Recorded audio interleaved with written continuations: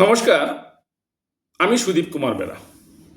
আমার আজকের কথা বলার বিষয় সম্প্রতি বেশ বাজার গরম হয়ে ওঠা ইস্যু রোহিঙ্গা নিয়ে। রোহিঙ্গা ইস্যুতে সাধারণ মানুষকে বিভ্রান্ত এবং বিপথে চালিত করার মতো বেশ উত্তপ্ত ভাষণবাজি চলছে। নাকি কোটি কোটি রোহিঙ্গা ভারতবর্ষে পশ্চিমবঙ্গে রয়েছে, নাকি এ পাড়ায় রয়েছে, ও পাড়ায় রয়েছে, বাজারে রয়েছে, খালের পাড়ে রয়েছে, কলোনি গড়ে উঠেছে আস্ত একটা রোহিঙ্গাদের, ইত্যাদি ইত্যাদি। আমার কথা, যদি একটি রোহিঙ্গাও থেকে থাকে তাকে অবশ্যই ভারতের বাইরে বের করে দিতে হবে। কিন্তু আনাড়ির মতো রোহিঙ্গা ধরতে গিয়ে যাদেরকে ধরা হচ্ছে তাদের কেউ নদিয়ার, কেউ উত্তর দিনাজপুরের, কেউ মুর্শিদাবাদের, কেউ মালদাহের, কেউ মেদিনীপুরের, কেউ হাওড়ার, কারো কাছে বা 1961 সালের জমির দলিল রয়েছে, কারো কাছে বা স্বাধীনতারও আগে 1941 সালের দলিল রয়েছে, কারো কাছে বা মতুয়া কার্ড রয়েছে। তবুও তাদের গায়ে এই রোহিঙ্গা স্ট্যাম্প লাগিয়ে দেয়া হচ্ছে।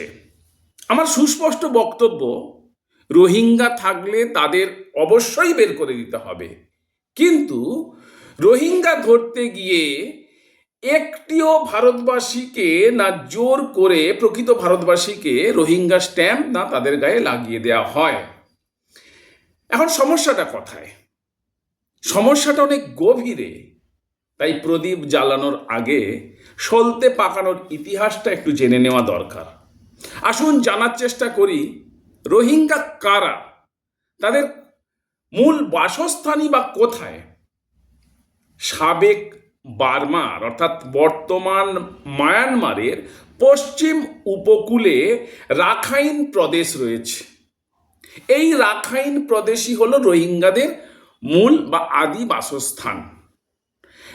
এই রাখাইন প্রদেশ ও মায়ানমারকে পৃথক করে রেখেছে আরাকান পর্বত।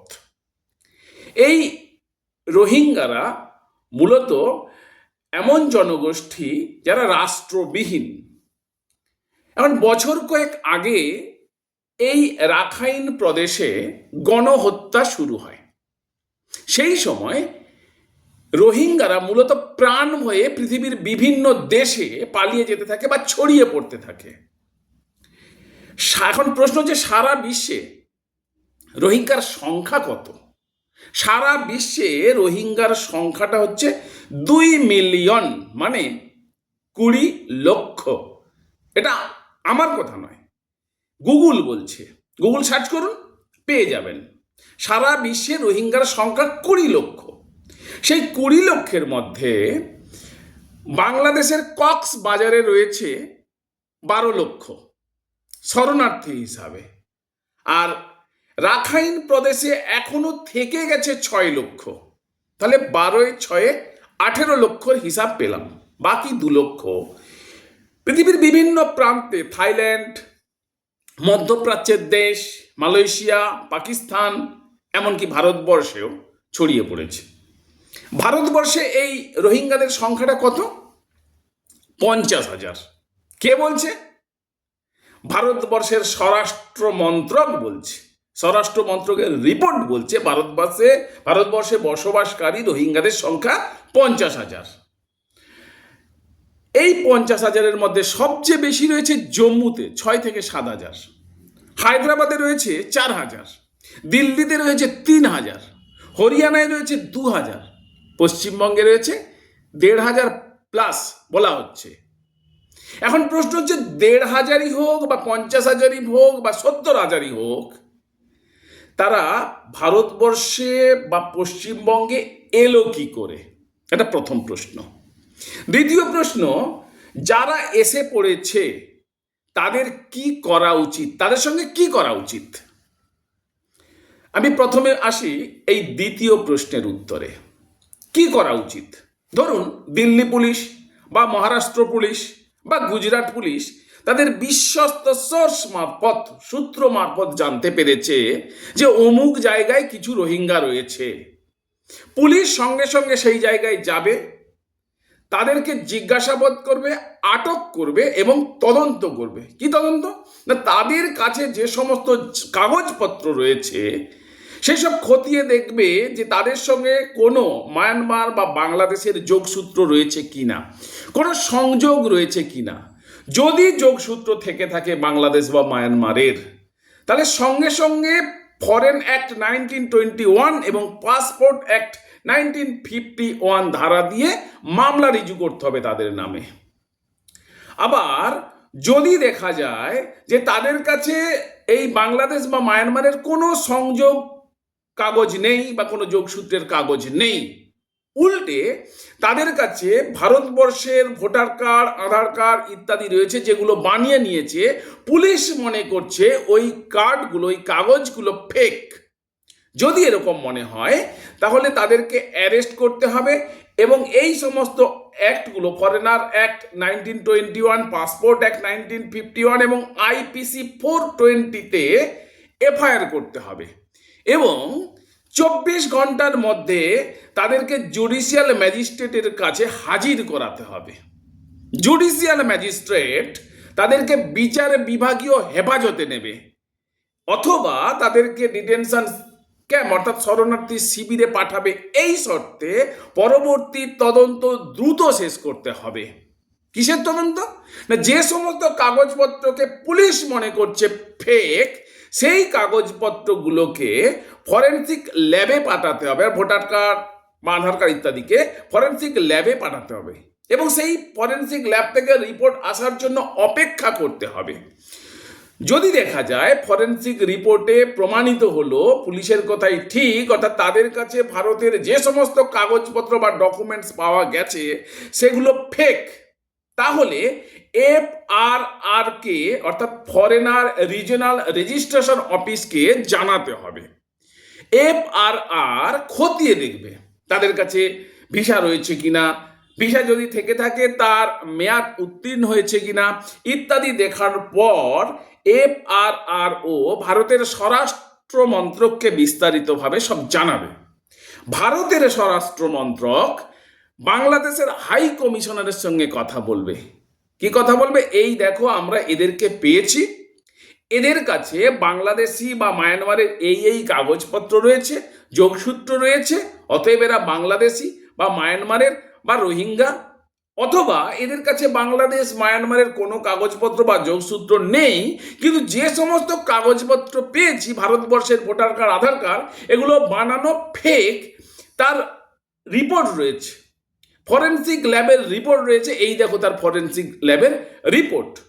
বাংলাদেশের হাই কমিশনার তখন বাংলাদেশের স্বরাষ্ট্র মন্ত্রককে জানাবে, বাংলাদেশের স্বরাষ্ট্র মন্ত্রককে অবহিত করবে, বোধগম্য করাবে যে এইগুলো ভারতের নাগরিক নয়, বাংলাদেশের বা মায়ানমারের বা রোহিঙ্গা হিসাবে তারা নাগরিক, তাদের নাগরিক। তখন ভারতীয় বর্ডার সিকিউরিটি ফোর্স তাদেরকে নিয়ে বাংলাদেশের বর্ডার সিকিউরিটি ফোর্সের হাতে হস্তান্তর করবে বা হ্যান্ড ওভার করবে। এখন প্রশ্ন হচ্ছে, এটা হচ্ছে পদ্ধতি, তাহলে এত হইচই হচ্ছে কেন হঠাৎ করে?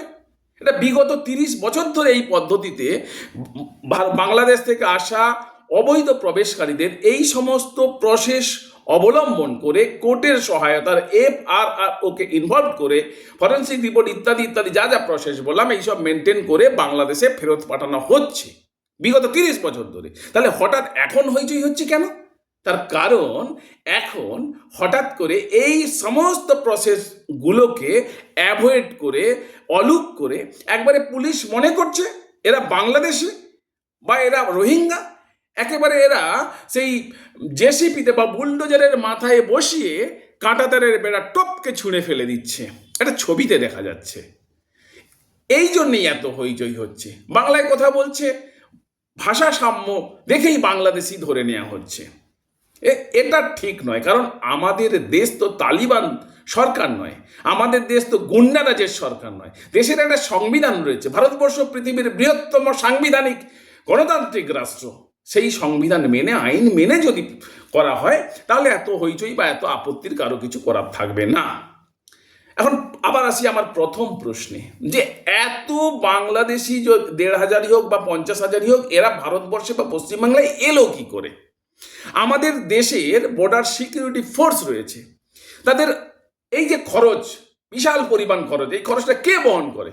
না, আমার আপনার টাকায়, ট্যাক্সের টাকায়, করের টাকায় এদেরকে বহন করা হয়। তাহলে আমার আপনার ট্যাক্সের টাকায় আমাদের ভারতীয় নাগরিক হিসাবে আমাদের নৈতিক অধিকার রয়েছে বলার যে এরা কি করছে। এদের ব্যর্থতার দায় সাধারণ মানুষ কেন নেবে? দেশের স্বরাষ্ট্র মন্ত্রকের ব্যর্থতার দায় কেন সাধারণ মানুষ বহন করবে? ভারত বর্ডার সিকিউরিটি ফোর্সের ব্যর্থতার দায় কেন সাধারণ মানুষ বহন করবে? এই যে ভারত আর বাংলাদেশের মধ্যে মূলত ৪,৩০০ কিলোমিটার বর্ডার রয়েছে, সীমানা রয়েছে। তার মধ্যে পশ্চিমবঙ্গের যে অংশটা পড়ে সেটা হচ্ছে ২,৩০০, আর তারপরে ত্রিপুরা ৭,৮০০, তারপরে আরও অন্যান্য যে সমস্ত রাজ্য রয়েছে, মেঘালয় ইত্যাদি ইত্যাদি রয়েছে।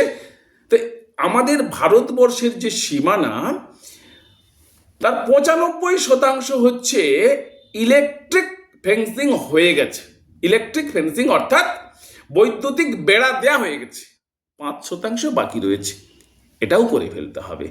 তো যাই হোক, আমাদের বক্তব্য এই যে যারা এসে পড়েছে তাদের সঠিক উপায়ে ফেরত পাঠাতে হবে। আর প্রথম যা প্রশ্ন ছিল, কেন এলো, কি করে এলো, এর দায়ভার, সম্পূর্ণ দায়ভার কেন্দ্রীয় স্বরাষ্ট্র মন্ত্রককে নিতে হবে। নিয়ে তাদের দায়িত্বজ্ঞানহীনতার পরিচয়, তাদের দায়িত্বজ্ঞানহীনতার দায় সাধারণ মানুষের উপর চাপিয়ে দেওয়া চলবে না। সঠিক উপায়ে একটি রোহিঙ্গাও যাতে না ভারতবর্ষে থাকে, তাকে ফেরত পাঠানোর ব্যবস্থা করতে হবে। ধন্যবাদ।